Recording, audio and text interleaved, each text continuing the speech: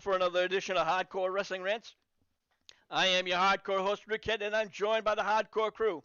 First, from the Skeldon Realms, he's the Lord Skeldon himself, Joseph Knight. Joe, what's going on?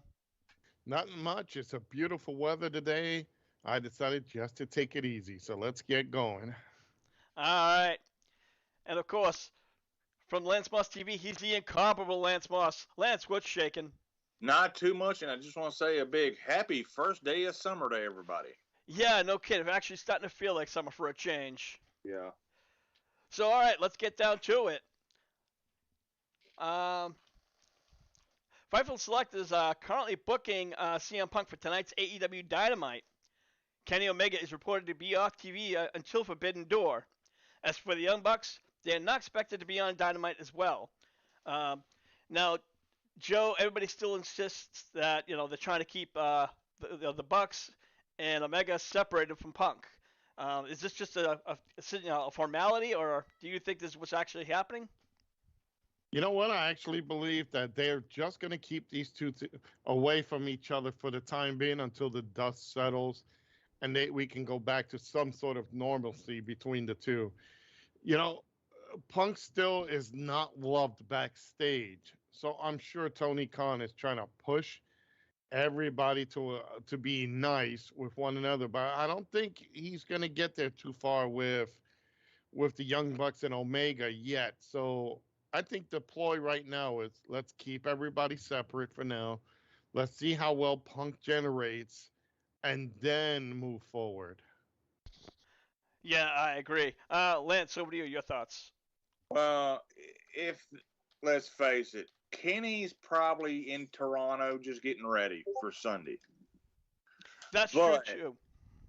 Here's the thing with everybody saying, oh, they're keeping them apart. They're keeping them apart. Okay, who here and out there has ever been in a job where there was somebody there you could not freaking stand, but you still did business with them because it's your job? It's called being a professional. It's been happening in professional wrestling pretty much as long as there has been professional wrestling. So everybody needs to put their big boy britches on and do business. You know what, Lance? And that's actually a very, true thing. When it comes down to it, you're professionals. If you can't be professional, especially at this level, then what's the fucking point? Exactly. It also all depends on the level of stupidity you have to deal with. So that's a big factor there. Put it like that, there's individuals that I have to work with that you just want to strangle the shit out of. And for a fact, okay, you have to deal with them, you got to work with them.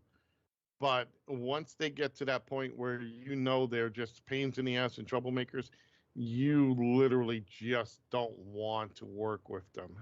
And if you're going to have a knockdown drag out, do it in front of the fans. That way they'll buy tickets for the next time. You know what? Actually, that's not too business. Well, the funny thing is this huge feud between I guess you could have the EVPs and CM Punk. That was a huge story for like 6 to 8 months, and they weren't even on the TV. Yeah, they were all suspended. But did you guys catch Collision by any chance? Yeah. Okay, so you saw Punk's promo, and he threw a few elbow shots. Yeah. He called the Young Bucks the counterfeit Bucks. Which I'm like, okay, whatever. I mean, I didn't expect Punk to be a nice guy. He never plays nice, certainly when he has a free mic. Yeah. So, but in the match, of course, we knew who Punk was going to win, and of course we knew Punk had to get the actual pin because it's Chicago and it's CM Punk. He's like the John Cena of AEW now. Oh God, no. Now, I did hear something that Brian Alvarez, which I don't know if I trust him as much as I trust Meltzer, but he said that there's a bunch of stuff left out of Punk's promo. Here's the thing. Punk don't script shit. Yeah, I agree. I'm sure that Khan talked with Punk, and he probably said, "All right, look, did a quick once over of what you're gonna say," but you know, I'm Get sure. your ribs in. Don't go too far, but Yeah, exactly. Say what you gotta say, but don't let's not push the bar. All right, let's move along. As we all know, the AEW Saraya has been off TV for the past couple of weeks for unknown reasons. Reports have said that Saraya is fine, she's in good health, and she's expected to return very soon. God damn it! And here I was hoping for her to have dropped dead. Okay, Joe, get into your whole rant. Yeah, like nobody gives a damn. And hello, Terry. Terry 3G's over in the YouTube chat room.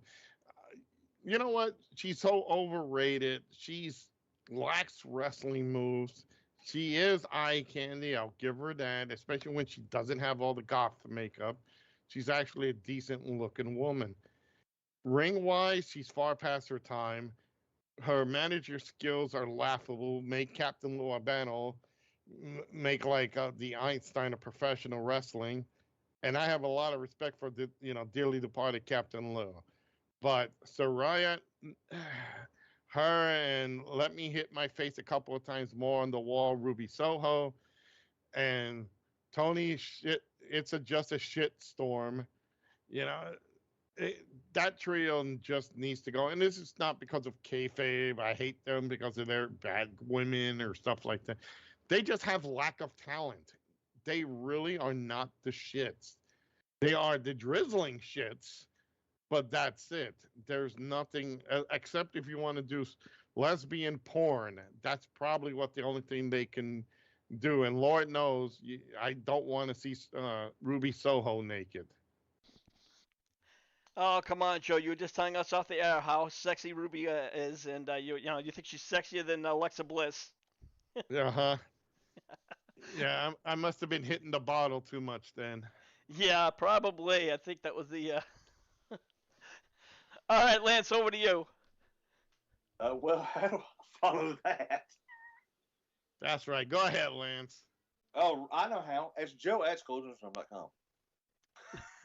Well, so what's your Overall, thoughts Rick, about the Saraya's absence? Well, I mean,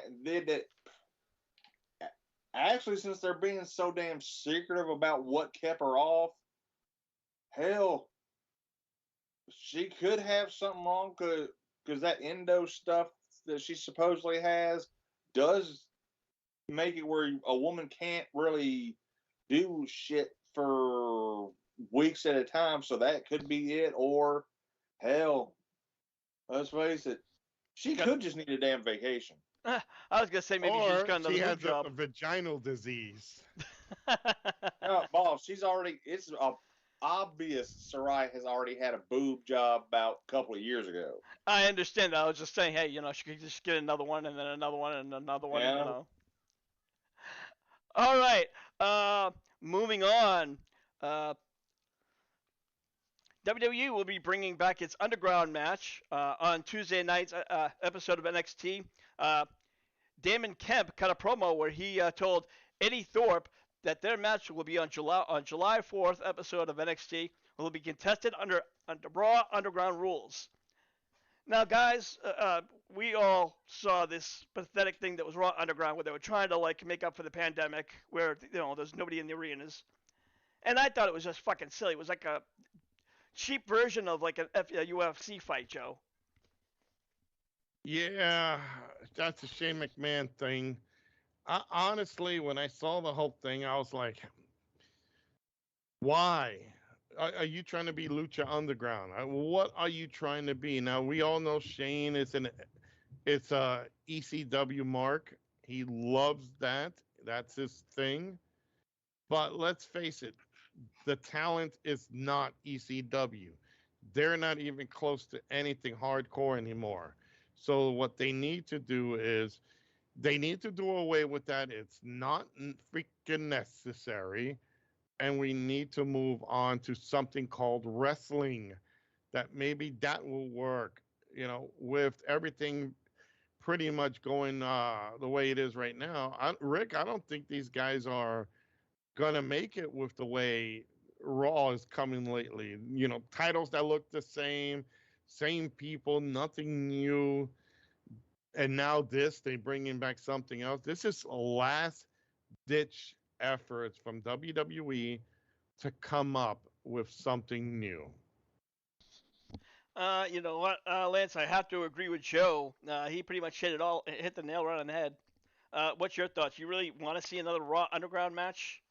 Honestly, I enjoyed it as a gimmick during lockdown when it couldn't nobody do a damn thing out of the house. It was something better than just looking at some damn empty seats. But for uh NXT, I think a better choice would have been the Fight Pit. Yeah, I agree. And I would have said, instead of watching this, Lance watched Coffee Time at that same time. But I'm not broadcasting on the 4th. I'm probably gonna be by a pool getting drunk. Good for you. Good for you. You know, keep your standards high. Well, guys, we all know that Forbidden Door is right around the corner. And, you know, unfortunately, right now, it only have like 3 or 4 matches. I think 4 matches booked. And, you know, for what's considered one of their bigger pay-per-views, they're running a little bit short on time, Joe. Well, you know what? When it comes to something like this, they could have at the last moment just throw stuff together. Let's face it, when it comes to Forbidden Door, you're dealing with New Japan Wrestling. And I'm sorry, again, Rick, we were trying to discuss this earlier.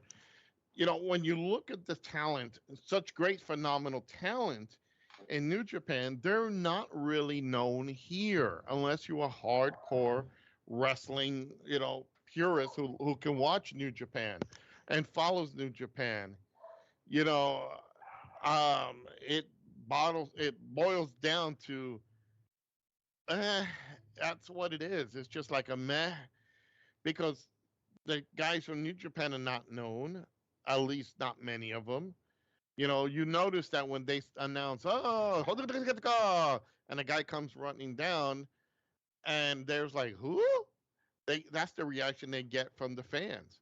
So while they do the video package of boosting these people up, to me, a forbidden door would have been finding somebody outside, either in Impact or in outside the Indies that is well known, or former WWE person just for one night and let them come in. That's a forbidden door. That's a concept, But as of right now, to me, bringing people who I don't know is like bringing people from the UK who we don't have no idea who they are, and just throwing them in the ring with a top star. It's like bringing some jobber from New Japan and putting him with Kenny Omega. Sure, the guy could be great in the ring, but how significant is that match if we don't know the person and not invested in that person? A forbidden door would be like John Cena walking in, or I don't know, maybe, and I'm just throwing stuff out there, Kevin Nash or something like, a significant individual that Americans know. That's something that would be worth watching. Well, I remember when Forbidden Door was first when they first came up with the idea last year or the year before, and Tony Khan actually wanted to invite WWE in, but of course WWE, being who they were, saying not interested, not happening. I think they even brought in not triple. I think they did AAA, and I think they even NWA Power, if I'm not mistaken, Lance. I do believe so, but I'm not sure on that one. Okay, real quick, but what's your thoughts on this Forbidden Door and how this card's starting to line up? Well, there's a phrase down here.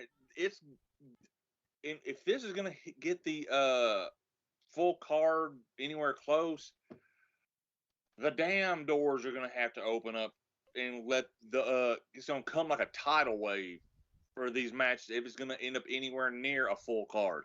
Well, we still have Rampage. We still, of course, have tonight's Dynamite. And we have Collision, which, by the way, I watched Collision, guys, and I thought Collision was a great show. But Yeah. I want to move on to Forbidden Door, some of the matches we have. Um, Kenny Omega, who still to this day has the IWGP US Championship, and he'll be facing a long-term foe, Will Ospreay. Now, last year, this is a rematch from their previous match they had last year at last year's Forbidden Door, and it was a phenomenal match. So I'm really wondering if Omega's taking time away because he doesn't want to get injured, or is prepping himself for this kind of a match. I'm not expecting this to be a light match, Lance. Oh hell no! This thing's going 20 to 30. Yeah, absolutely. Uh, Joe, your thoughts on what this match? You know, this is actually, see, and again, here we are. Now, everybody knows Will Ospreay. So Kenny is holding on to the IWGP United States Championship, which is funny considering it's always defended in New Japan. But the scenario here is you got two great workers who are going to finally meet again. They're going to get back in here, and this is going to. I smell title change here. I really see a big title change. I'm just thinking the reason they're keeping Omega so he can nurse any wounds that he has, any body aches or anything like that, so he can put on one hell of a match. Absolutely. And if I had to give the win, I think they're going to give Osprey the win this time. And like you said, Yeah. title change. So Yeah. I strongly see that happening, especially now with Don Callis being Omega's foe. I wouldn't be surprised if he makes an appearance there and help Yeah. Osprey along the line. I Hey, think hey, I think Don Callis and Take a Shit are going to cost Omega the title. here's something for you guys too. Over in the YouTube chat room, and again, everybody can come over to the HWR Hardcore Wrestling Rants on YouTube and check out the chat room. We got Reverend Jake Slayer says, "I hope the Acclaim are not scissoring anyone in the forbidden back door. See Soraya's office, you'll know there." Forbidden Door. Terry says, "Forbidden Doors and AEW doing a Tammy Sitch pay-per-view." No, Well, that'll be Forbidden Cell Door. that's Forbidden Back Door. Yeah. That'll be a freaking interesting thing. Tammy doesn't look nothing like her sunny days. Hell No, no. she does not. Oh, God. It's a stormy day, my friend. Yeah.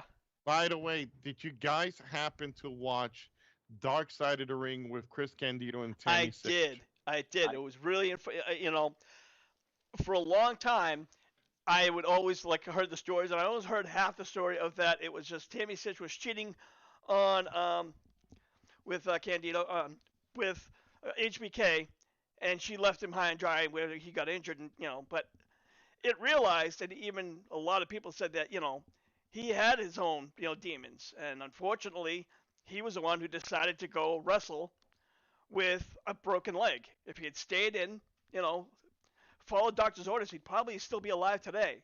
But for a Yep, long time, she and was didn't fly on the plane. yeah, Yeah. exactly. It was just a foolish mistake, but for years, people honestly blamed Sitch for his death, and I just think now, looking at if you watch the documentary, you can see that's just not the case, unfortunately. But Well, you know what? Seeing the documentary, I'm going to say this. In my rookie year, I actually got to see a young Chris Candido take on a young Sabu. It was in Wayne, New Jersey. But, he looked great. He looked like somebody that could be the future. And when you look at something like this, and you look at the story, I think the real shame here is that this was, honestly, I think this is more of a Jim Cornette thing. I think it was like everybody took advantage of this young couple and kept pushing them and pushing them. Look at what Vince did with Sonny. He basically basted her out there for everybody to enjoy and watch. And we got to look an intelligent, beautiful young college girl. But I think a lot of people and I hate to say this, even Jim Cornette pushed these people into this position, and this is what we're seeing today of what Yeah, happens when a career can go clearly out of control. yeah. Unfortunately, sometimes, as the old saying is, you flew too far, too close to the sun. You know, you had it all, the stars are lined up, and unfortunately, just shit goes the wrong way, and it's just a sad story. For both, also with Sitch. Because she was a great star, huge star, and unfortunately, her demons have gotten the best of her. Hopefully, she does get some help, by the way. So, moving along, Brian Danielson will be in his first Forbidden Door match, and he'll be taking on, uh, if I hope I pronounce this, Kazucha Okada. I think. Gesundheit. Yeah, I know I didn't pronounce that right. Forgive me, folks. Um, Godzuki. now, honestly, I think this is gonna be one of Brian Styles type match. I think he is a strong style fighter. He wrestled all over the world, including New Japan, so I think he'll be very comfortable in this type of match, Lance. Oh hell yeah, Okada and Danielson. I'll believe that there's going to be a fight for the match of the night Sunday. It's going to be either Omega, Ospreay, or Danielson Okada. And you know what? That's actually a strong statement considering we still have another half a card to be revealed. But I'm right there with you. Joe, your thoughts? This is going to be, again, an interesting match. Both have similar styles. I have seen some of New Japan, and I did look up. You can see some of their Okada's matches on YouTube. And he's, again, such a great talent, but coming from New Japan, it's unfortunate. When you look at these guys, it's like dealing with an independent promotion. You could see a Brian Danielson, automatically everybody knows, yes, yes, yes. When you see Okada, American fans are going to go, who? You know, that's the unfortunate thing. And to me, good match, but is it significant? What does this mean? What does Forbidden Door really introduce? Is it something for bragging rights, so-called bragging rights, or is it something that is just a match for a match? This is what I look at when I do a show. It has to mean something, and to me, while these participants are great, it's one guy is over than the other. So All right. as for my thing, I would have to say Danielson probably for the win over this. All right. Well, it'll be interesting. An interesting match regardless. Another match is Jungle Boy Jack Perry will be taking on Sonata for his IWGP World Championship match. And now I'm gonna be honest again, Joe. This is where we talk about like wrestlers that we don't really know in other promotions, such as Sonata. I did look him up a little bit, but he's been a strong wrestler over in New Japan Pro Wrestler, top wrestler. But unfortunately, I think with Jack Perry, I know he's been wanting a singles title, but I'm not sure if this one's gonna be for him. How far have we come, folks? It was in the great days when we had guys who looked like heavy professional wrestlers fighting for a world heavyweight championship. Now you got a cruiserweight taking on a lightweight for a heavyweight championship. Yeah. Wow. That's a bit of a stretch. But uh, to be honest, Rick, I'm like this match will be good. This will be great. But to me, it doesn't. I like Jungle Boy. I think he has a great career ahead of him. At World Heavyweight Championship, I'm gonna say Sonata's just gonna just win this, and this will be the end.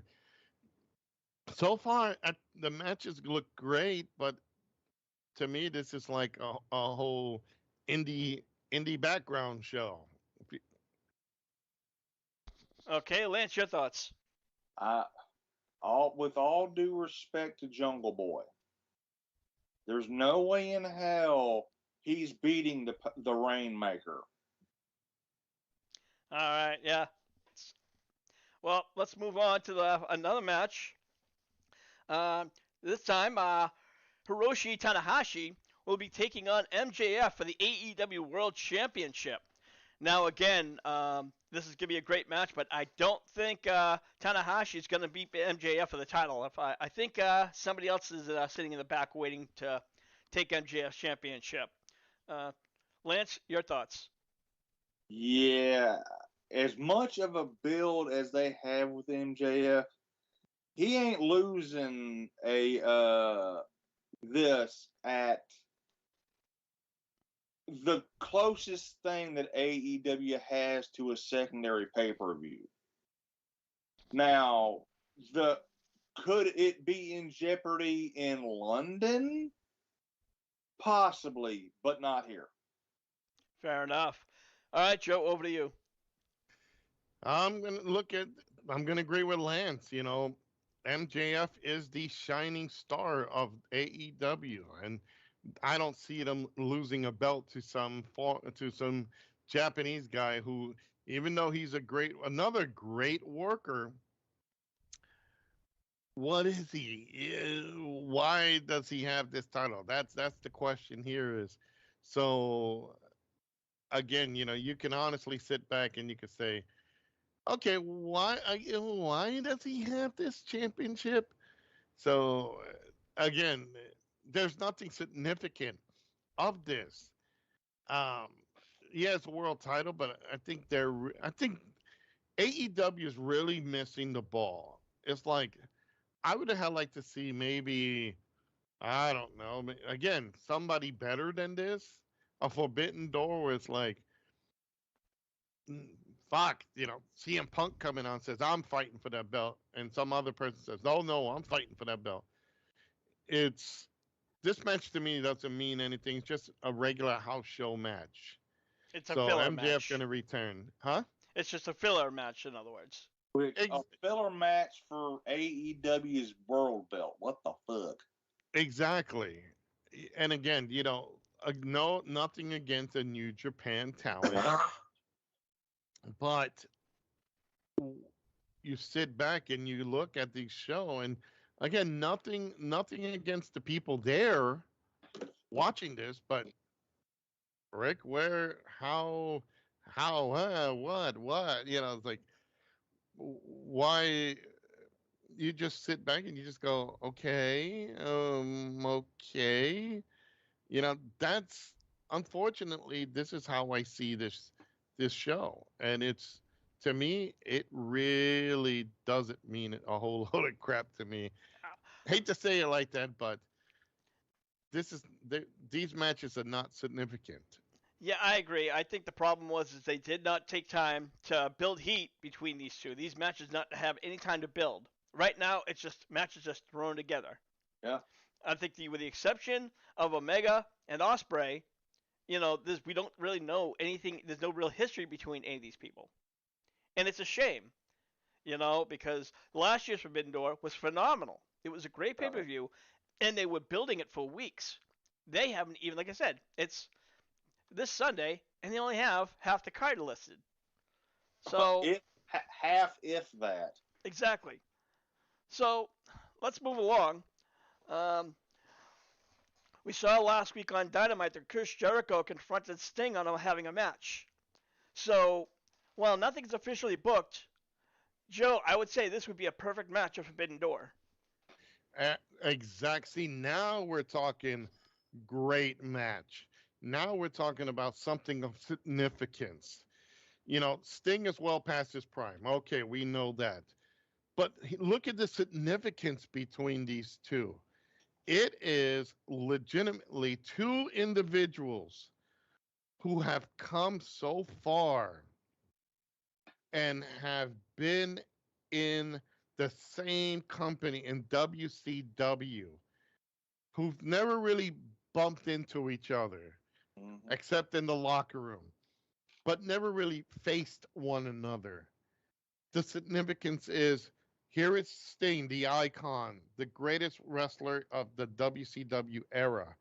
Here's Chris Jericho, predominantly the greatest worker, entertainer in many different promotions. Okay. He's done something Sting hasn't done.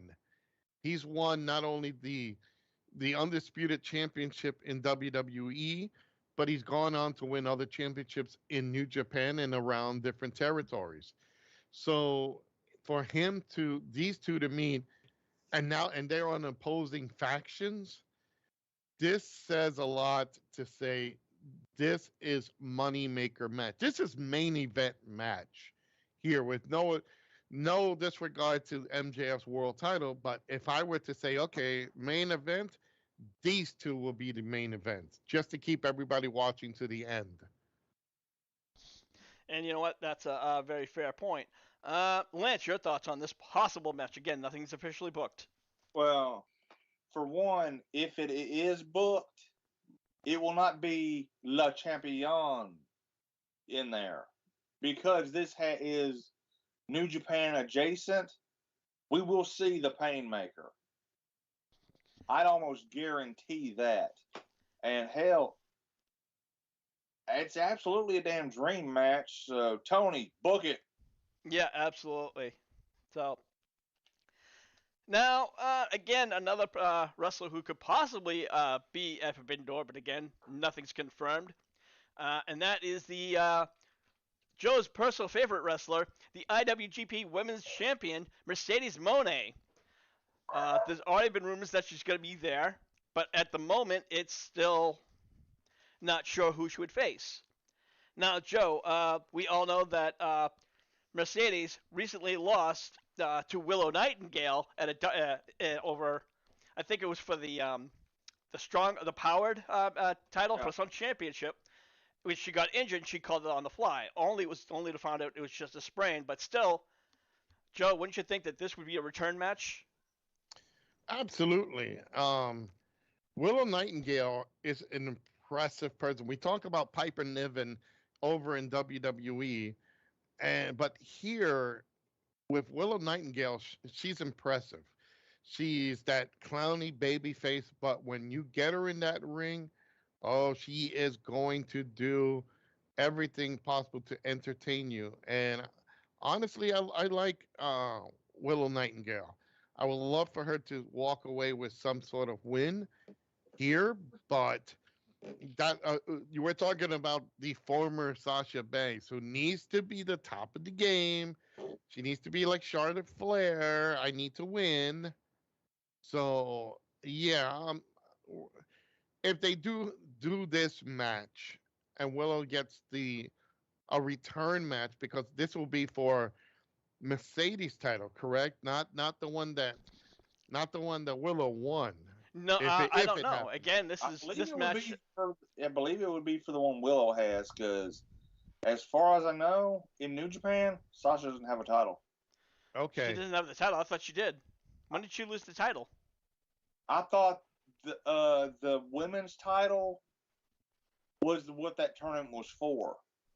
No, that was for a different women's championship. All right, I'm going to settle the argument here. I'm going to look at the... All right. Well, Joe does a little bit of wiki background check. Lance, what's your thoughts on a possible match? Again, Well, one, it all depends on if that ankle's well enough to work. But honestly, as good as that match was, that was after each one of them had I want to say, had already had a match that night in LA. So I'd like to see what they could do, both of them being fresh. Okay. So, well, but I still think something like this would happen.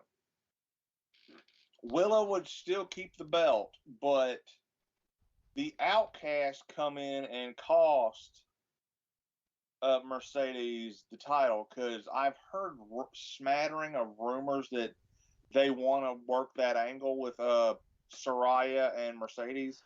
Okay.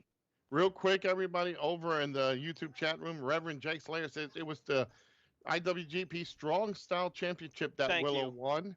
And when it concerns the IWGP Women's Championship, Mayu Iwatani, it did defeat Mercedes Moné to become the new IWGP Women's Champion. So I stand correct. I apologize, and I beg all of you for your forgiveness. And Although it's not needed because, well, it's us. well, and it's like we're lucky. It's lucky, and you can easily Google everything. Because remember, back in the day, we would have to wait for a newsletter to come in or go to the old TV show of Pro Wrestling This Week to see if Golden Sully says anything. yeah, Shows you well, how old I am. I checked, and I mean, I just, they said, I was reading interview, possible rumors on Mercedes being there and other storylines, and every single time they mentioned her as the IWGP Women's Champion. So I just took it as a fact rather than researching.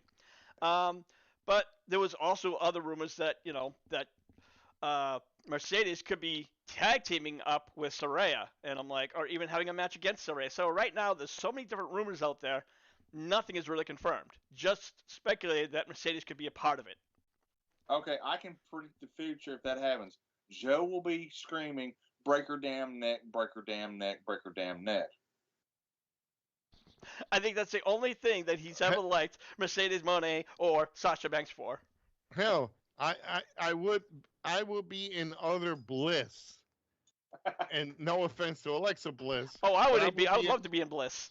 Hell yeah. No, I would love to see Mercedes Moné and Saraya both break their necks combined in a freak accident. That'll eliminate them both. Never hold back, Joe. You always want to know what you really feel. All right, let's go. Hang on. It's Joe at ScoldiersRealm.com. Now, thank you very much. I would love to see them just get in a match, break their necks, accidentally run into Ruby Soho. She gets tripped up over Toni Storm dropping herself because she'd be pretty much trying to finger herself. Soho runs into a semi truck and that falls apart because it rams right into her. The person in the truck gets their face smashed, so they end up looking like Brazier. So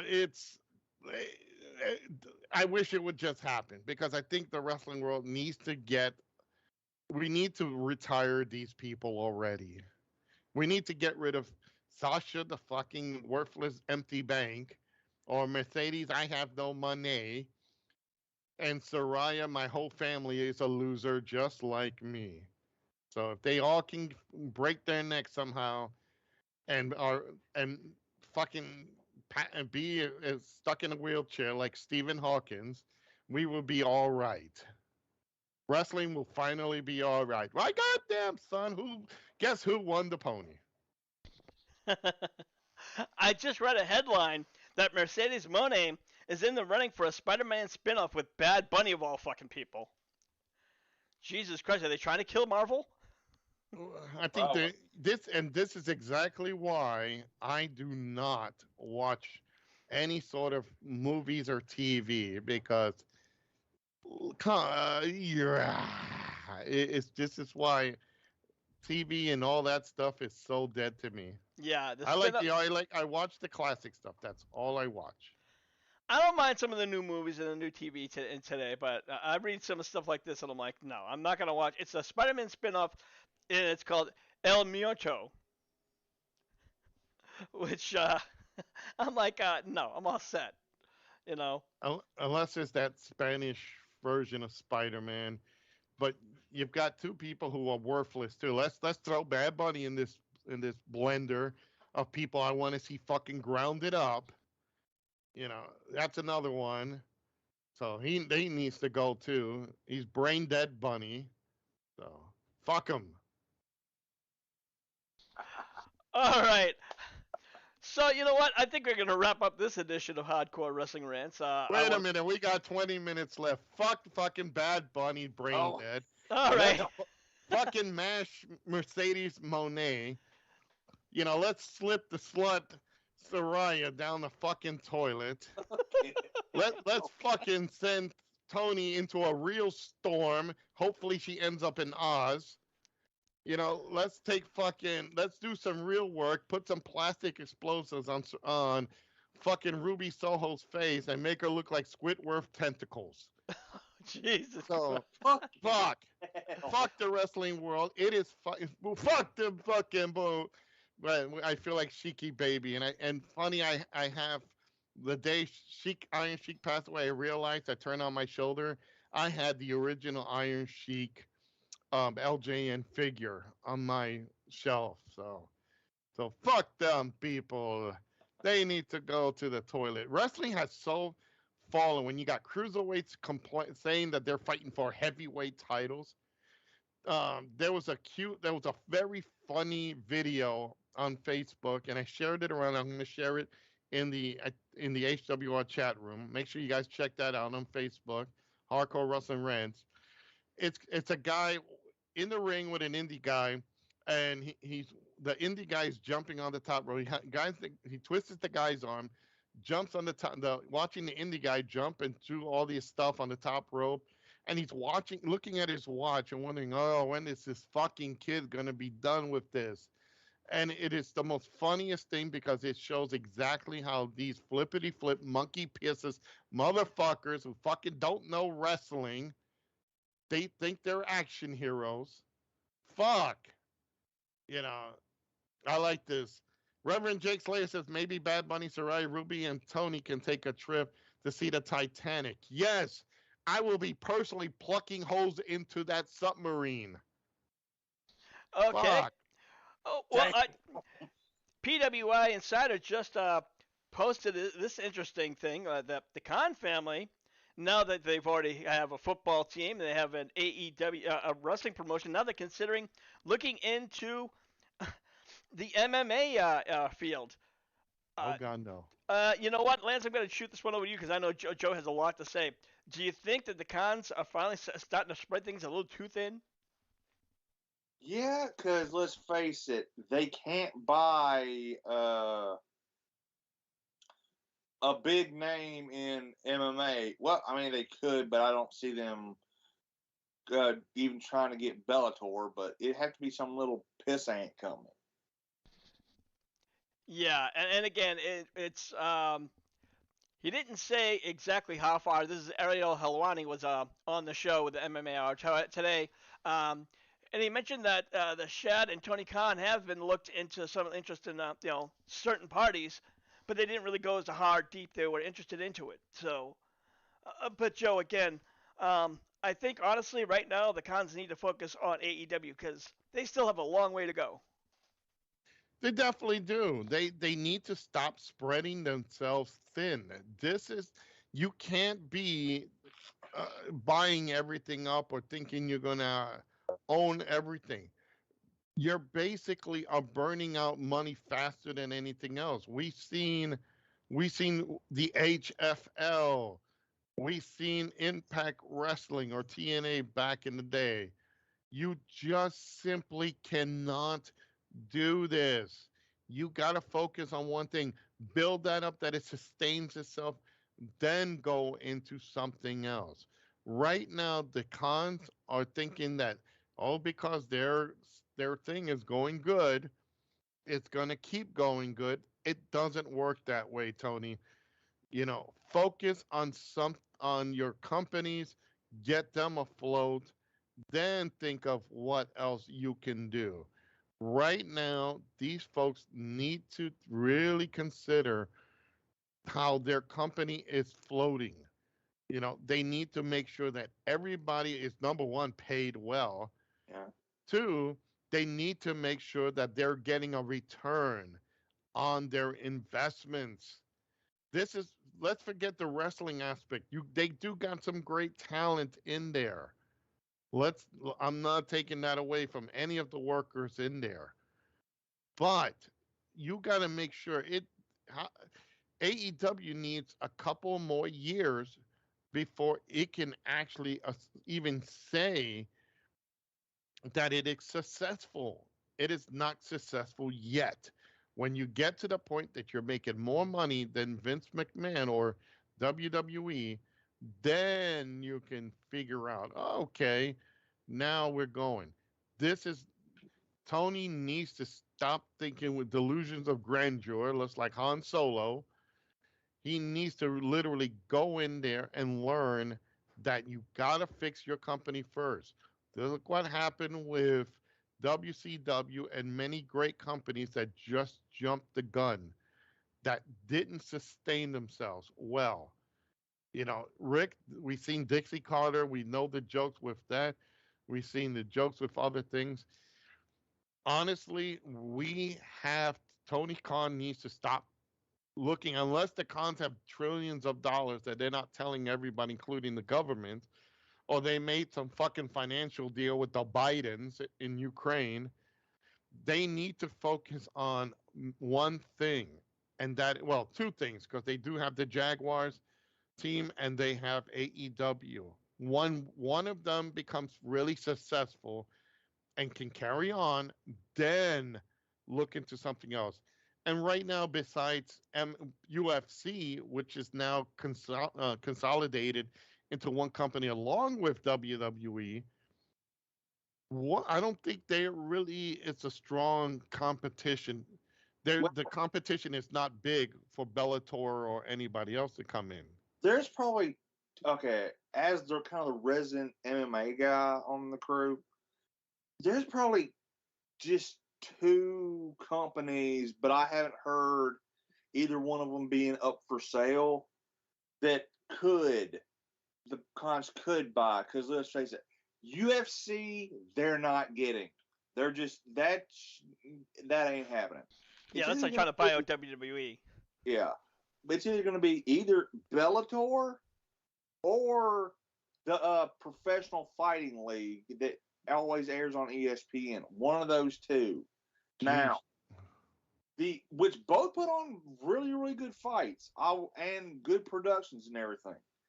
The only way I see it being a smart idea for the cons to purchase one of them is if they have somebody that can run the day-to-day of said MMA promotion. You know while Tony's handling day-to-day for the AEW and Tony's dad's handling day-to-day for the Jaguars. Well, you know what? If I could speak up on that fact, if they want somebody to focus on the new MMA, if this case they're going through right now, this is still just them kind of like eyeballing. Yeah. I would rather have Tony Khan hire a wrestling team of wrestling promoters who could work for him, and they do day-to-day promotions, because Tony Khan, you know what? He's a great guy, and he has a passion for wrestling, but he's a mark. Yeah. And unfortunately, that sometimes kind of skews his image. He wants, AEW is his little sandbox where he brings a whole bunch of ex-WWE wrestlers, and a lot of the main AEW stars are starting to get pushed aside. So, personally, I would rather see it, but that's just my point. So, over in the chat room, Khan's introduced AEW Slapfest. Yeah, we don't need Slapfest. No. That was Dana White and him. No. What they need to introduce is Spank Fest and have all the big booty girls just get spanked. That solves that problem. All right. Let's get that. Can you imagine a Dr. Britt Baker getting spanked? Oh, yeah. I'm sure Adam Cole would have no problem doing with that, unless, of course, he's the one doing the slapping. Oh, the spanking. Yeah. Or the spanking, slapping, whichever one you want to call it. Yeah. So, yeah, like I said, I could see that type of thing going down. But, yeah, Rick, being formerly in the business, Tony Khan needs to freaking realize that this is not something that you just go throw in there. It's really, I don't get it.